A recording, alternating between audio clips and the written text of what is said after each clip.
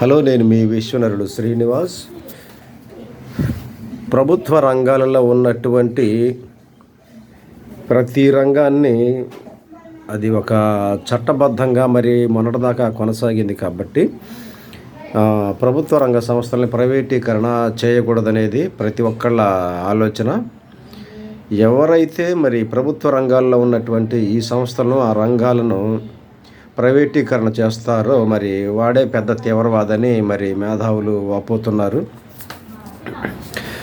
ప్రభుత్వ రంగ సంస్థల్ని మరి ప్రైవేటీకరణ చేస్తే అసెంబ్లీలో, పార్లమెంట్లో ఎవడైతే ఉంటాడో, అసెంబ్లీలో, పార్లమెంట్లో ఏ జాతి ప్రజలైతే ఉంటారో వాడు ఆ జాతికి దోచిపెట్టేదానికి అవకాశం ఉంటుంది. ఉదాహరణకు రైల్వే ఉంది.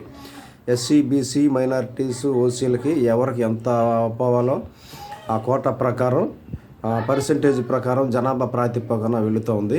అలాగనే ప్రతి రంగం మరి కాంట్రాక్ట్ బేసిక్ అయితే ఉంటాయి, మరి పర్మనెంట్ ఉద్యోగాలు అయితే ఉంటాయి. మరి ప్రతిదీ మరి ఒక ప్రాతిపదికన జరుగుతుంటాయి. కాబట్టి ప్రైవేటీకరణ చేస్తే అసెంబ్లీలో అధికారం ఏ జాతి, ఏ కులం అయితే ఉంటుందో వాళ్ళే మరి వాటన్నింటినీ దోచుకునేటువంటి అవకాశం ఉంది. కాబట్టి ప్రైవేటీకరణ ప్రోత్సహించేవాడు పెద్ద తీవ్రవాదిగా మనం పరిగణించి రాబోయే ఎలక్షన్లో వాడికి బుద్ధి చెప్పాల్సినటువంటి సమయం ఉంది. కాబట్టి మీరందరూ ఆలోచించాలని మనసారా కోరుకుంటూ మీ విశ్వనరుడు శ్రీనివాస్ ఉంటాం. మరి ధన్యవాదాలు.